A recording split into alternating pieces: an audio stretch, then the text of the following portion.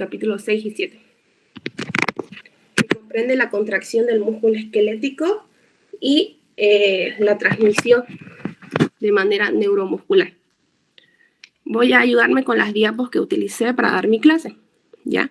Entonces, como recordamos, la composición del cuerpo está un 40% constituido en gran proporción el músculo esquelético, ¿no? A diferencia de un 10% del músculo liso, que va a ser el siguiente capítulo que va a disertar mi compañero, porque igual va a tener sus distintas características específicas, y el músculo cardíaco, que ese está, se habla dentro del segundo parcial, ¿no? Entonces, una de las características del músculo esquelético es que llega a ser voluntario, ¿no? Genera una contracción voluntaria.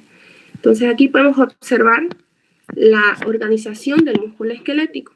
Un músculo esquelético, decimos que va a estar organizado o va a ser un conjunto de fascículos musculares.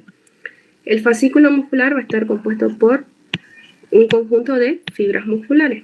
Y las fibras musculares va a estar compuesta por varias miofibrillas. Ahora aquí vamos a hacer un pequeño paréntesis con las miofibrillas, porque estas miofibrillas van a estar compuestas por sarcómeros. Y aquí radica la importancia del sarcómero, porque esta va a ser la unidad funcional de la contracción. Aquí es donde verdaderamente se va a realizar el proceso de contracción, que estos se van a estar encontrando entre dos discos Z. ¿Cuáles serían estos discos Z?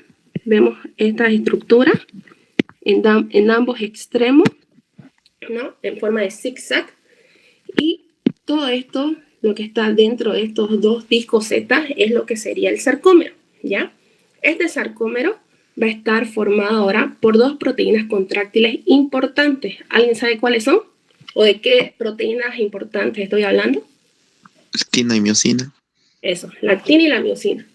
La actina, empezamos con la miosina, mejor dicho. Es la que observamos esta fibra de colores rosadas, ¿verdad? Que también son conocidas como proteínas gruesas. Y a los costados vemos las proteínas de actina, que son proteínas delgadas. Ahora, ¿qué serían estas estructuras de color mostaza? Estas son llamadas latitinas, que son moléculas filamentosas, que sobre todo menciona el libro que actúa como un armazón que va a mantener en la posición tanto una molécula de miosina como la de actina, ¿ya?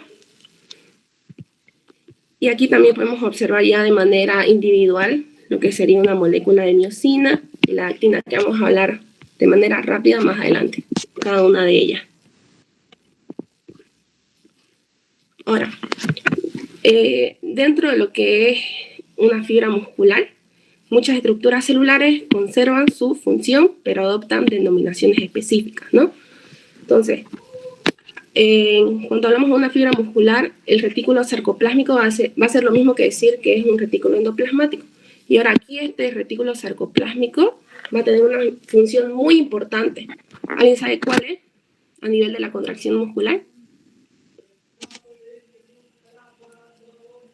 Va a ser el retículo sarcoplásmico va a ser el encargado o va a ser el gran almacén de los iones calcio, ¿ok? Ahora, en cuanto hablamos del sarcolema, es lo mismo decir que membrana plasmática, y sarcoplasma, lo mismo que decir citoplasma, ¿no? Pues en el contexto de una fibra muscular. Ahora, aquí vamos entonces a enfatizar mucho en esto, ¿ya? En cuanto hablamos a la contracción muscular, quiero que ustedes lo tengan presente en su mente como si fuera un cuento, por así decirlo. Porque este proceso llega a ser un proceso dinámico, ¿no? O secuencial. Sucede una cosa, luego sucede otra, y ustedes tienen que tenerlo todo eso en mente, como si fuera un cuento. Entonces aquí tienen que utilizar mucho lo que es su imaginación, ¿ya? Entonces vamos a hablar de manera general qué sucede en una contracción muscular. Aquí menciona, en el punto número 1, vamos. Un potencial de acción, ¿qué dijimos que era un potencial de acción? Un cambio en el potencial de membrana que se desplaza a lo largo de toda una fibra nerviosa, ¿no ves? De lo que normalmente es electronegativo del interior de la membrana, se vuelve electropositivo, ¿no? Generando un umbral y posteriormente la gran entrada de iones sodio y así. Entonces va a estar viajando a lo largo de una motoneurona. Una motoneurona, esta va a ser la encargada, es una fibra nerviosa sensitiva motora, ¿no? Donde esta va a mandar terminales sobre fibras musculares. Aquí vamos a hacer un poco de paréntesis, porque tenemos lo que es mencionado una unidad motora, que dice es el conjunto formado por una neurona motora junto con todas las fibras musculares que inerva. Se dice que puede inervar de unas 3 hasta 100 fibras musculares distintas, ¿ya? Entonces, lo cual esta unidad motora permite que sea una contracción coordinada de múltiples fibras musculares, ¿no? De modo que puedan actuar como si fuera una sola unidad funcional, ya que al momento que se genera una contracción en un músculo, lo hace todo de manera coordinada y no solamente un segmento se esté contrayendo y el otro no. Ahora, en unidad motora no va a ser lo mismo que uniones neuromusculares o también llamada placa motora, ¿ya? Porque esta va a ser como, es la zona específica de una fibra muscular, solamente de una fibra muscular, donde va a estar haciendo contacto con una terminal nerviosa motora, es decir, un ion, ¿ya? En cambio, en esta unidad motora comprendía toda una neurona motora que se podía ramificar, como podemos observar aquí. Todo esto es una motoneurona que vemos que se está ramificando en distintas fibras musculares. Ahora, en cuanto hablamos de uniones neuromusculares, vemos aquí ya la ramificación, es decir, sería entonces una terminación nerviosa que vemos que está inervando exactamente a solo una fibra muscular, ¿no? A eso vamos a llamar la unión neuromuscular.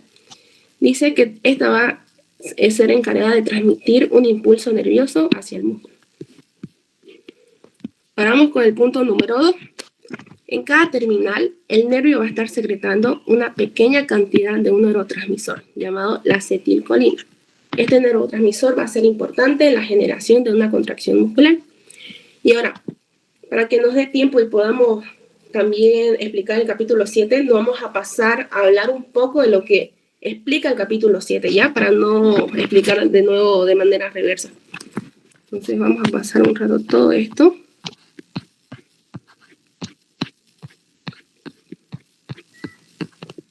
Ya. Entonces mencionaba en el punto número 2, decía, en cada terminal el nervio secreta entonces una pequeña cantidad de una sustancia neurotransmisora llamada la acetilcolina. Entonces, como mencionaba, esta sería una terminación nerviosa y a ¿esto qué sería? Sería el sarcolema, ¿no ves? O también la membrana plasmática de la fibra muscular. Ahora, aquí se dice que la terminación nerviosa va a tener una gran cantidad de mitocondrias. Sería este orgánulo, ¿ya? Que este va a ser el que va a sintetizar el ATP necesario para la síntesis de esta acetilcolina. Entonces, la acetilcolina se estaría produciendo a nivel de esta terminación nerviosa, y el cual, una vez que se sintetiza, se va a estar almacenando en vesículas, ¿ya? Estas vesículas que menciono sería esta estructura de color mostaza, ¿ya? Y aquí van a estar almacenadas. ¿Y qué tiene que suceder para que estas acetilcolinas puedan ser liberadas de las vesículas y posteriormente llegar a este espacio de color blanco que observamos aquí? Se va a llamar bueno, de manera general, todo este espacio en blanco que vemos, ¿no es? Ese espacio que está entre la terminal nerviosa y la fibra muscular, se va a llamar lo que es la hendidura sináptica o espacio sináptico. Ahora podemos observar que se invaginan, ¿no? Y a esto vamos a llamar hendiduras subneurales, el cual va a aumentar la superficie, ¿no? Donde pueda actuar de mejor manera, por así decirlo, lo que sigue el neurotransmisor. Aumenta la superficie, eso. Ahora, ¿qué tiene que suceder? Bueno, para eso voy a hacer mejor un gráfico aquí, ¿ya? Porque como que no hay mucho espacio en este dibujo. Entonces, aquí lo que estoy dibujando sería mi terminación nerviosa. Mencionábamos aquí las vesículas, ¿ya? Lo que estoy dibujando son las vesículas que van a estar almacenando la acetilcolina. Y lo voy a hacer de esta forma a mi fibra muscular. O diré a mi membrana de mi fibra muscular, ¿ya? Entonces, de color azul vamos a estar dibujando lo que sería la acetilcolina. Y aquí lo que estoy dibujando van a ser canales de calcio, ya que se encuentran en la terminal en la terminal nerviosa. Ahora, dijimos que el potencial de acción se propagaba a lo largo de una terminación nerviosa, ¿no ves? Llega aquí el potencial de acción y esto va a provocar que se abran estos canales, ¿ya? Los canales de calcio dependientes de voltaje. Entonces, una gran cantidad de calcio va a estar ingresando a lo que es al interior de mi terminación nerviosa, ¿ya? Y la entrada de este ion calcio al interior de esta terminación nerviosa va a generar la apertura de estos canales, de estas vesículas que contenían mi acetilcolina. De tal forma que se libera mi acetilcolina. Vamos a hacer esto, simulando que es la apertura de esas vesículas. Entonces aquí sale mi acetilcolina hacia el espacio sináptico o hendidura sináptica. Y en la fibra, esto dijimos que era la membrana de mi fibra muscular, le va a estar esperando unos receptores igual, ¿ya? Estos receptores van a ser específicos para la unión de esta acetilcolina, ¿ya? Aquí tenemos la gráfica de estos receptores. Entonces podemos observar que tiene puntos de unión específicos para la acetilcolina. Y una vez que observamos que la acetilcolina se está uniendo, va a generar un cambio conformacional de la proteína y va a provocar que cationes, es decir, los iones con carga positiva, ¿no? Pero vamos a darle un mayor énfasis al sodio sobre todo, va a provocar la apertura de iones sodio hacia el interior de mi fibra muscular, ¿ya? ¿Se entendió hasta ahí?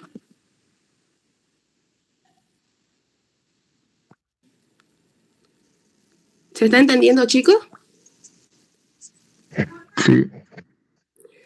Ya. Y bueno, ese era el pequeño paréntesis que estábamos haciendo. Ahora vamos a volver nuevamente a los puntos importantes que mencionaba de manera general que sucede en una contracción, ¿ya? Entonces vamos con el punto número 3. La acetilcolina actúa en una zona local de la membrana de la fibra muscular, ¿no? Abriendo esos canales múltiples de cationes activados por acetilcolina. Sobre todo vamos a hablar del sodio, entonces ingresa al interior de la membrana de la fibra muscular y el sodio al tener su carga positiva, pues arrastra con ello, ¿no? La apertura de grandes canales permite que la apertura de estos canales permite que grandes cantidades de iones sodio difundan hacia el interior de la membrana muscular, produciendo la despolarización local. Esta despolarización conduce a la apertura de canales de sodio dependientes de voltaje, iniciando un potencial de acción en la membrana, ¿ya? Entonces aquí estamos diciendo que se está produciendo una despolarización dentro de esta fibra muscular, de lo que generalmente el potencial eléctrico dentro de esta fibra muscular es negativo, entre unos menos 80, menos 90 milivoltios, pues este dispara hacia una electropositividad, ¿no? Entonces se despolariza, alcanza un umbral y inicia un potencial de acción. Este potencial de acción va a estar viajando a lo largo de esta membrana de la fibra muscular de forma similar a como ocurre en las fibras nerviosas. Vamos con el punto número 6. Este potencial de acción se propaga hacia el interior de la fibra muscular, provocando que el retículo sarcoplásmico libere esas grandes cantidades de calcio que estaban almacenados, ¿ya? Número 7. Esos iones calcio inician esas fuerzas de atracción entre los filamentos de actina y de miosina, los filamentos contráctiles, ¿no? Entonces aquí recuerden siempre que si no hay calcio no hay contracción muscular. Entonces este va a ser el ion imprescindible para que se genere la contracción, ¿ya? Recuerden esa frase, sin calcio no hay contracción.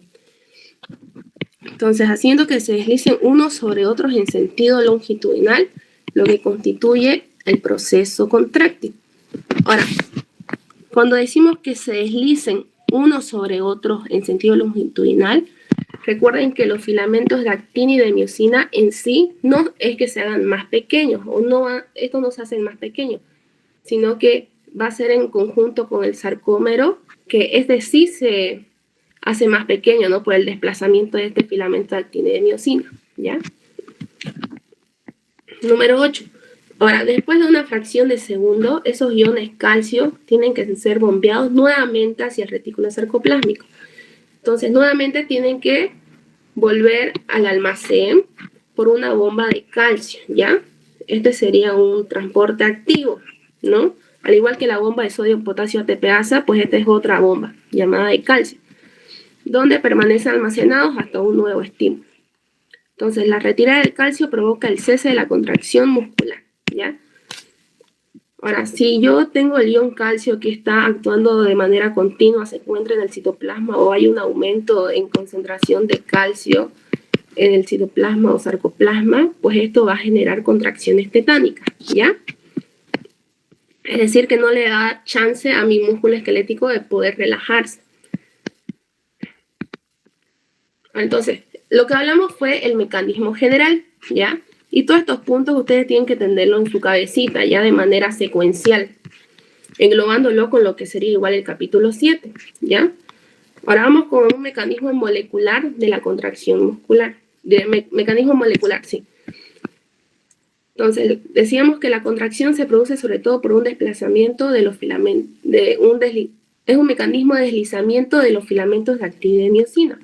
Como podemos observar, aquí en un sarcómero relajado, vamos a ver a estos filamentos de actina, ¿no? Que son los filamentos delgados. Que si ven en esta zona que estoy redondeando, apenas se están superponiendo entre sí, ¿ya? ¿A qué me refiero con esto? Que ya cuando observamos que el sarcómero está contraído, vamos a hacer otra vez, vamos a poner énfasis a los filamentos de actina que están viendo que ya se superponen más, ¿no es?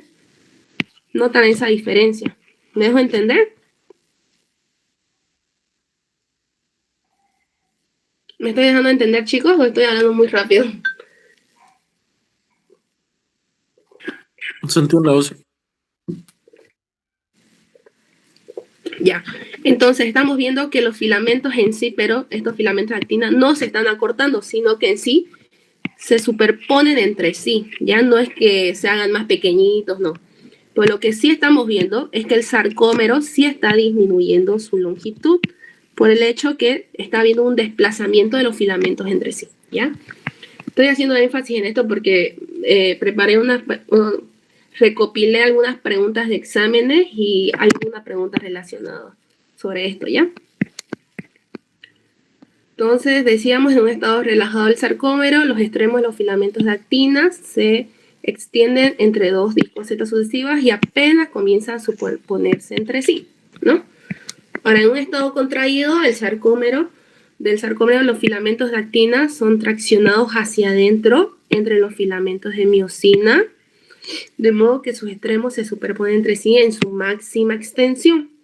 Los discos Z han sido traccionados por los filamentos de actina hasta los extremos de los filamentos de miosina. Ahora, ¿qué hacen que los filamentos de actina se estén deslizando hacia adentro entre los filamentos de miosina? Pues esto va a ser producido por fuerzas que se generan en la interacción de un puente cruzado. Ahora, ¿qué sería un puente cruzado? Estos puentes cruzados hacemos referencia a los filamentos de miosina. De manera rápida vamos a observar cómo está compuesto un filamento de miosina, ¿ya? Decimos que este está compuesto por 6 cadenas polipeptídicas. Bueno, esto no le tomen mucha importancia, ¿ya? Porque es algo muy molecular que el doctor no les va a preguntar. Pero está compuesta por 2 cadenas pesadas, que serían estas dos, que estamos observando que se están enrollando entre sí en forma de una hélice similar a una molécula de ADN, ¿no? Y también va a estar compuesta por 4 cadenas ligeras, que vamos a observar que son estas las 4 cadenas ligeras. Ahora, ¿qué es lo importante que ustedes sepan? Que estas 2 cadenas pesadas van a formar lo que es la cola, o también conocido como el cuerpo de la molécula de miosina, ¿ya? Y ahora, estas 4 cadenas ligeras van a estar asociadas a la cabeza de miosina. De tal forma que aquí vemos como ya si fuera un sarcómero, ¿no? Esto sería el filamento de actina y estamos viendo aquí el filamento de miosina. Todo esto sería el cuerpo Y esta parte que estoy subrayando, que está en contacto con el cuerpo y lo que sería aquí el brazo, van a llamarse las bisagras, ¿ya? Estas bisagras van a permitir ese movimiento de flexión o de tracción de la miosina, ¿ya? Y ahora, esto lo que estoy remarcando sería el cuello de la miosina. Y ahora, esto que voy a marcar, este sería la cabeza de la miosina. Esto es importante porque estamos observando que va a estar interactuando con el filamento de actina, ¿ya? Entonces, en sí, todo esto sería el puente cruzado. El puente cruzado de la miosina. Entonces dice que para que se genere, o qué es lo que produce el deslizamiento entre la actina y la miosina, sería la interacción de esos puentes cruzados de miosina, ¿no? Que mencionaba. Ahora, en un estado de reposo, esas fuerzas estarán inactivas. Cuando llegue un potencial de acción que viaja a lo largo de la fibra muscular, se va a estar produciendo grandes cantidades de iones calcio que se encontraban en el retículo sarcoplásmico. Ahora, este ion calcio va a estar activando esas fuerzas de atracción entre el filamento de actina y miosina. Esa es la importancia de este ion, que va a estar activando fuerzas de atracción entre filamentos de actina y de miosina. Ahora, ¿qué hacen que los filamentos de actina y de miosina se deslicen hacia adentro entre los filamentos de miosina? Para esto es necesario la energía adicional para que se realice este proceso contráctil, ¿no? ¿De dónde vamos a sacar esta energía adicional? Pues esto se produce, o diré, se la saca de estas moléculas de ATP, que va a ser degradada por ADP. Seguramente en muchos capítulos, no sé si se han dado cuenta, aparece el término de la generación de una energía adicional es mediante la escisión de una molécula de ATP. Eso hace referencia, como dice, ¿no? El ATP, que es un adenosín trifosfato, es decir, que tiene 3 moléculas de fosfato.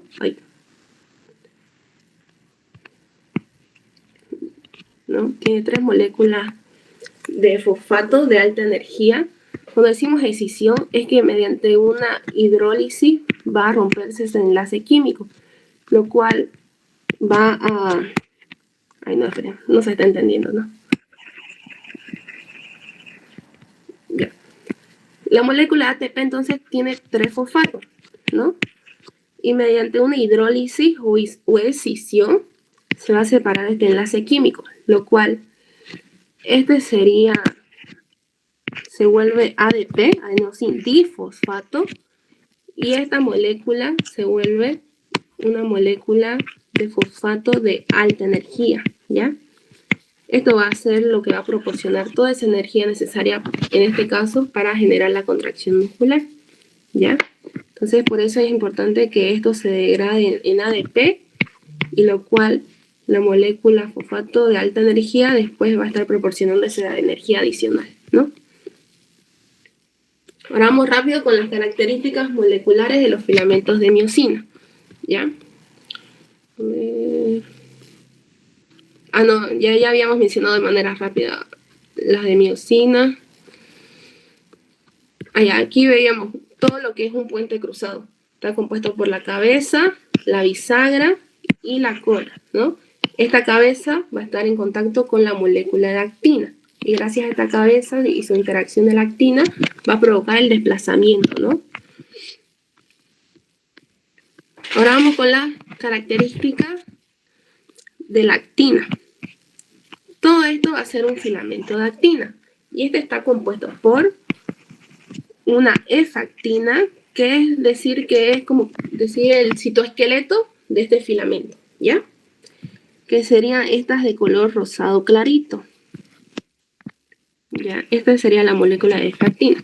Después va a estar compuesta por una tropomiosina, que vemos que es de color rosado más oscurito, ¿no? Y por un complejo de troponina. Decimos que es un complejo porque estamos viendo 3 subunidades, ¿ya? Que cada una va a tener una afinidad por cierta molécula, o diré cierto filamento o cierto ion. Entonces, aquí hablamos de la F-actina, que dijimos que sirve como un citoesqueleto del filamento, ¿no? Y en cuanto hablamos a la tropomiosina, decimos que estas van a estar enrolladas alrededor de los lados de la hélice de F-actina. Entonces, tanto la tropomiosina como la F-actina se encuentran enrolladas, ¿no? Y en un estado de reposo, estas moléculas de tropomiosina van a ser las tropomiosinas las que van a estar recubriendo lo que son puntos activos de las hebras de actina. Estos puntos activos en un estado de reposo, entonces, tienen que estar sí o sí cubiertos por lo que sería esta molécula de tropomiosina, ¿ya? Entonces, si están cubiertas este punto activo, no se va a poder producir esa atracción entre los filamentos de actina y de miosina, ¿no? Para producir la contracción. Ahora, en cuanto hablamos al complejo de troponina, dijimos, es un complejo ya que está unidas por 3 subunidades proteicas unidas entre sí. La troponina I va a estar en afinidad con la actina, ¿ya? Entonces, si observamos aquí lo que estoy subrayando, esta sería una troponina I, porque estamos observando que está en comunicación con lo que sería esta, la actina, ¿no? Ahora, la troponina T, que tiene una afinidad por la tropomiosina, estamos observando que sería esta, la troponina T, porque va a estar en contacto con una tropomiosina. Y por último tenemos la troponina C. Esta va a tener una afinidad por iones calcio, sería esta, ¿no? Donde esta troponina C se va a estar uniendo posteriormente con el ion calcio. Una vez que el ion calcio es liberado del retículo sarcoplásmico, recuerden, ¿no? Ahora aquí dice la contracción muscular se da gracias a la interacción tanto del filamento de miosina, los de actina y los iones calcio. Ahora, esto es muy importante, ¿ya? Los puntos activos del filamento de actina en un músculo relajado, lo que había mencionado, van a estar inhibidos o cubiertos físicamente por la troponina y la tropomiosina. Por tanto, esos puntos activos, Por tanto, esos puntos activos no van a poder estar uniéndose a las cabezas de los filamentos de miosina para producir la contracción. Ahora, la activación del filamento de actina por iones calcio. Cuando los iones calcio... Ya creo que antes de compartir. Ay, creo que sí, ya.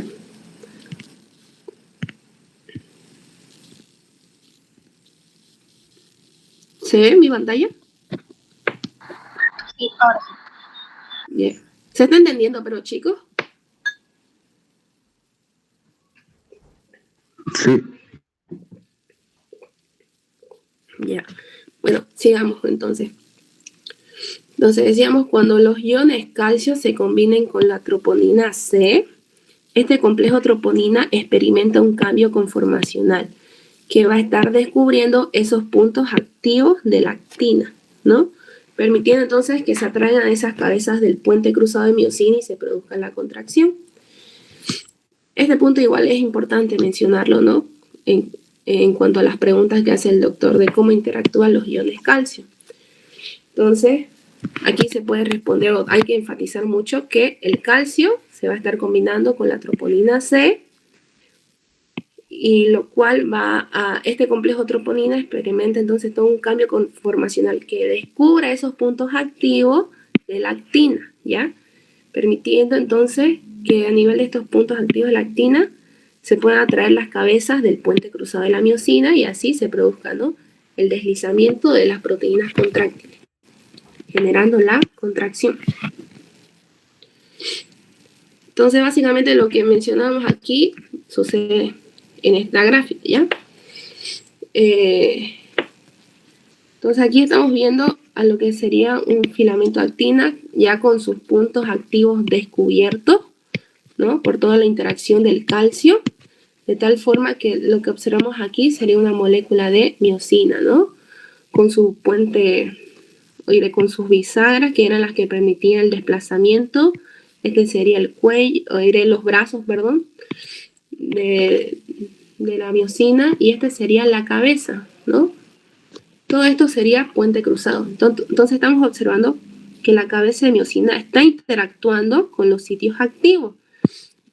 Y una vez que interactúan, pues este desplaza, ¿no? Hacia adelante, como estamos observando. Y así sucesivamente se da la contracción. Básicamente por el desplazamiento, entonces, de la actina con la miosina. Ahora, ¿qué sería el golpe activo? Sería ese movimiento de flexión de la cabeza de miosina que ocurre después de unirse a la actina, mediante el cual va a estar tirando ese filamento de actina hacia el centro del sarcómero, generando la fuerza de contracción. Eso consiste entonces todo lo que sería la contracción muscular de manera molecular, ¿no? Ahora vamos a abarcar lo que es el capítulo 7, lo que nos faltó. Nos habíamos quedado en qué parte, allá, en cómo la acetilcolina era liberada desde una terminal nerviosa y cómo es que esta acetilcolina desencadena posteriormente diferentes procesos para que pueda darse la contracción muscular, ¿ya? Entonces, a ver. ¿Se entendió eso de cómo es que la acetilcolina actúa a nivel de esta placa motora, o diré unión neuromuscular, perdón? ¿Se entendió? Si no, para que vuelva a explicarlo.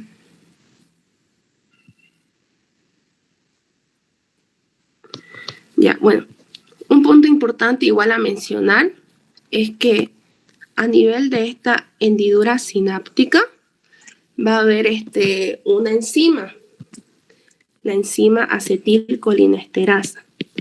¿Alguien sabe cuál es su función de esta enzima? Acetilcolinesterasa. ¿Alguien tiene alguna idea? Porque es pregunta de examen, por si acaso, la función de esa enzima.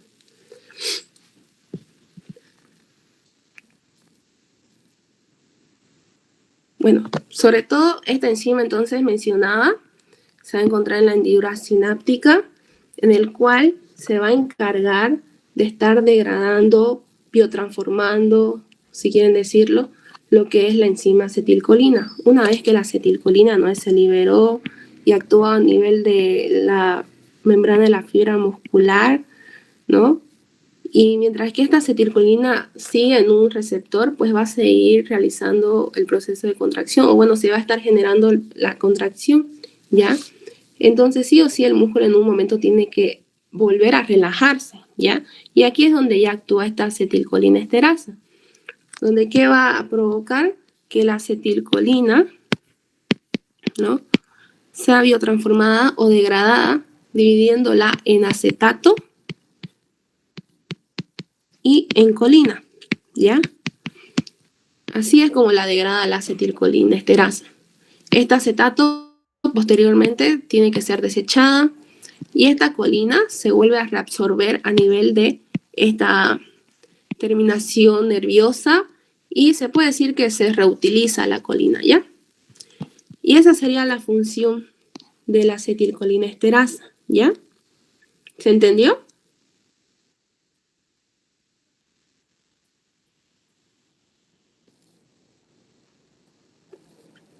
Bueno, espero que sí. Ahora vamos a hablar por último lo que sería el punto importante que aparece en el libro sobre acoplamiento y excitación-contracción, ¿ya?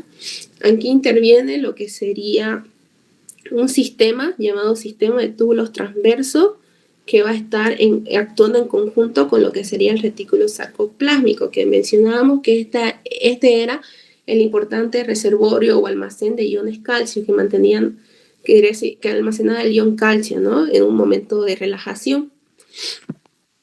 Ahora, ¿cuál sería la importancia de estos túbulos T transversos? Pues en sí, el impulso nervioso que llega de una terminación nerviosa hacia la membrana de la fibra muscular, ¿no?, se propaga ese potencial de acción en sí las miofibrillas se pueden decir que se encuentran profundas, ¿ya? Lo cual, si no existieran estos túbulos T transversos, pues no podría llegarse ese potencial de acción adecuado de tal forma que pueda excitar hasta el retículo sarcoplásmico y que pueda liberar los iones calcio. Entonces aquí están los túbulos transversos que estamos observando, lo que estoy subrayando, que va a estar en contacto tanto con lo que sería aquí la hendidura sináptica o espacio o líquido extracelular, por así decirlo, y también estamos observando que va a estar en contacto con esta estructura amarilla que sería el retículo sarcoplásmico, ¿ya? Entonces, de tal forma que se generó el potencial de acción en esta membrana de la fibra muscular. Este potencial de acción le va a llegar al túbulo transverso, estamos observando, sería este redondito, simulan el potencial de acción. Y de tal forma, como dijimos, está en contacto con un retículo sarcoplásmico. De igual forma le llega al retículo sarcoplásmico y esto va a estar activando un receptor. Si no me equivoco, se llama receptor de dihidropiridina o también canales de receptores de rianodina, ¿ya? De tal forma que si se activa este receptor, pues va a desencadenar la apertura de iones calcio, o diré de canales de calcio, que se encuentra en el retículo sarcoplásmico y de tal forma va a liberarse gran cantidad de calcio a lo que sería el sarcoplasma o citoplasma, ¿no? De la fibra muscular. Esto donde dice California 2, ignórenlo, ya, es calcio, sino que lo saqué del libro digital y aparece así, ¿no? Pero es calcio lo que diga California 2. Entonces estábamos viendo que aquí del retículo sarcoplásmico se va a estar liberando lo que son los iones calcio y estos iones calcio posteriormente estarían actuando con la troponina C y así todo lo que explicamos anteriormente, ¿no? Ahora, para que pueda terminarse lo que es la contracción muscular, pues ¿qué tiene que suceder? Nuevamente tiene que volver ese calcio que se encuentra en el citoplasma o en el sarcoplasma, tiene que nuevamente ingresar hacia mi retículo sarcoplásmico, ¿ya? Y esto se lo va a realizar mediante una bomba de calcio. Mencionaba que era similar a una bomba sodio-potasio ATPasa, ¿no? Porque igual es un transporte activo, ¿ya? Y esa bomba se va a estar realizando a nivel de retículo sarcoplásmico y de igual forma va a volver calcio al interior, este se almacena y pues termina la contracción muscular, ¿ya? Bueno, y eso sería todo en cuanto es mi explicación tanto del capítulo 6 y 7. Y para poder consolidar lo aprendido, vamos a realizar vamos a pasar a responder estas preguntas, ¿ya? Estas son preguntas de exámenes oficiales, ¿ya? Así que tómenlo en cuenta. Y necesito que ustedes me respondan ahora, ¿ya? O no sé si quieren ya ir practicando el cómo es que responderían ante las preguntas. Porque en sí creo que uno de los mayores errores de nosotros los estudiantes que fuimos de William, digamos, es que uno entra al examen pensando que tenemos que responder sí o sí como está en el libro, pero eso está mal, ¿ya? No se atormenten pensando que hay que escribirlo tal y como está en el libro. Con tal que ustedes les respondan con palabras claves o necesarias, digamos que a lo que pide la pregunta, pues el doctor lo hace válido, ¿ya? Entonces vamos con la pregunta número 1. Funciones de la enzima acetilcolinesterasa. ¿Alguien quiere responder? Chicos.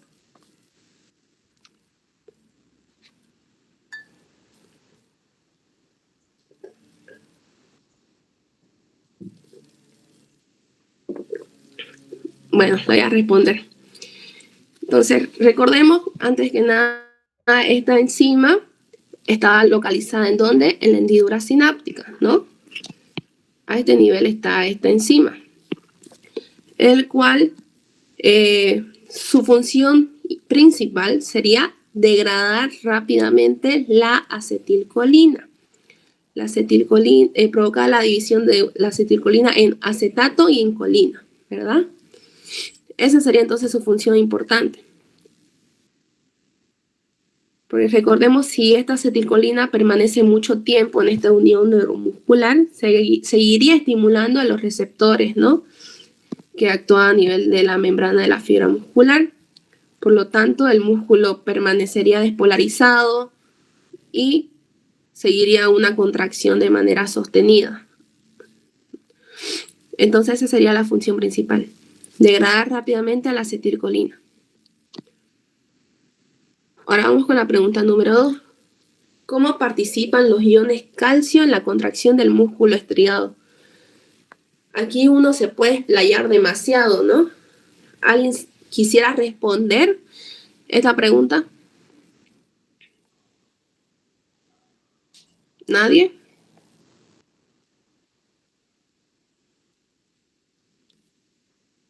Bueno.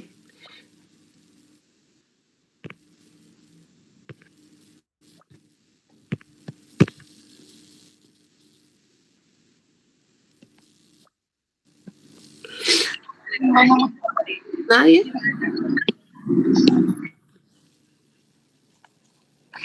Participan en la liberación de acetilcolina, por lo que entendí. En el potencial de acción para la liberación de la acetilcolina. Sí, también. Pero cuando hablemos de... Bueno, eso sería a nivel de una transmisión neuromuscular, es decir, la transmisión desde el nervio que llegue ese impulso nervioso hasta el músculo. Pero cuando hablamos en un contexto de netamente la contracción, va a ser importante mencionar esto, ¿ya? Recordamos la frase: sin calcio no va a haber contracción muscular. Entonces, sí o sí tiene que haber este ion para la realización de la contracción, ¿no es? Entonces, una vez que llega el potencial de acción a nivel del túbulo transverso, posteriormente llega, ¿no?, porque está en contacto el túbulo transverso con mi retículo sarcoplásmico, pues se va a estar liberando gran cantidad de calcio que estaba almacenado en el retículo sarcoplásmico, se libera hacia el sarcoplasma, ¿no? Y ahora, este calcio va a estar uniéndose. ¿Alguien recuerda a qué proteína?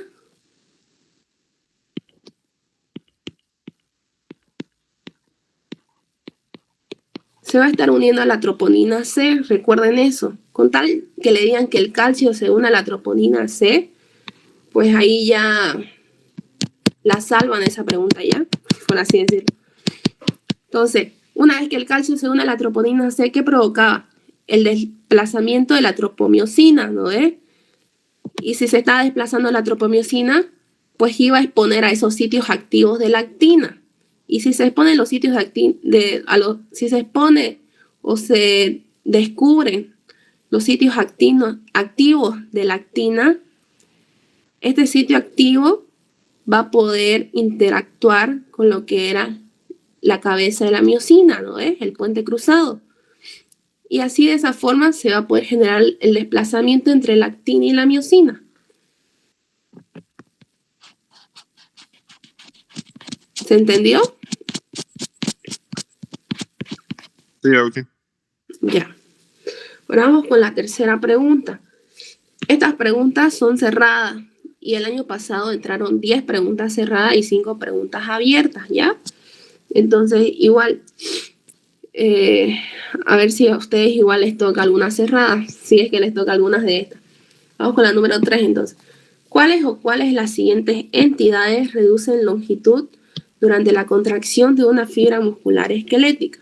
Y aquí estamos observando que es la respuesta, el inciso D, ¿no es? El sarcómero.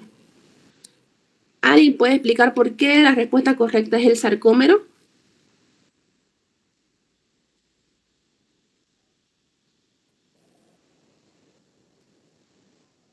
¿Nadie?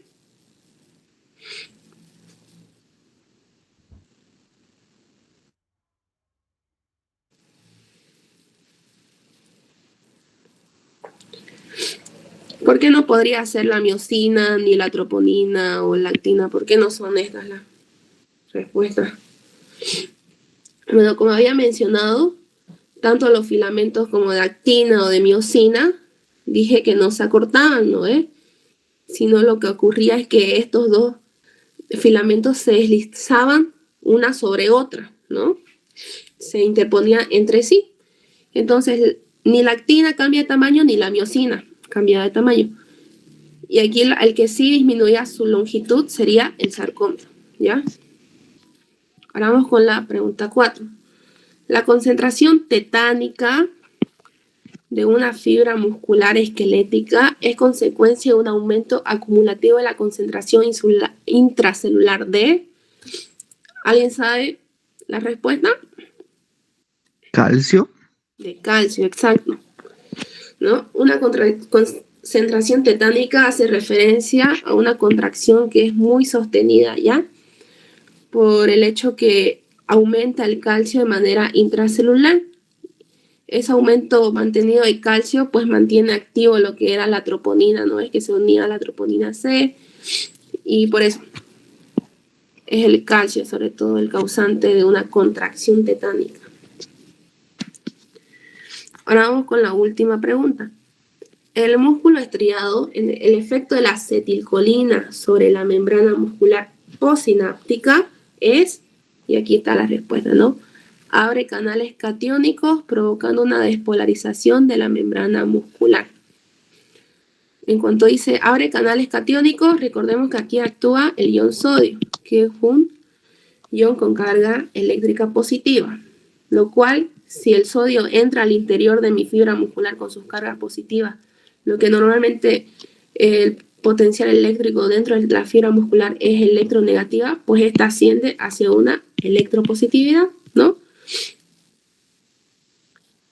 Y bueno, eso sería todo, chicos. ¿Alguna pregunta que tengan?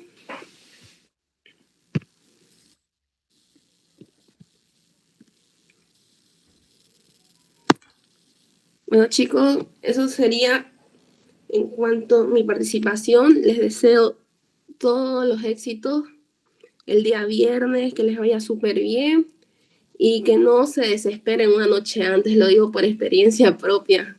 La noche antes a ese examen yo la pasé súper mal, digamos, pero solamente fue por mi cabeza, ¿me entienden? Es necesario que ustedes se relajen, que no se lleguen a estresar, aunque puede ser difícil eso, ¿no? Porque justamente esta semana se le va a estar acumulando varios exámenes, pero traten de dormir al menos 5 o 6 horas, puedan dormir para llegar lúcidos a su examen, ¿no? Porque como ven, pueden entrar preguntas cerradas y son sencillas, pero si ustedes no tienen las horas adecuadas de sueño, aunque lean 1001 vez, no lo van a entender las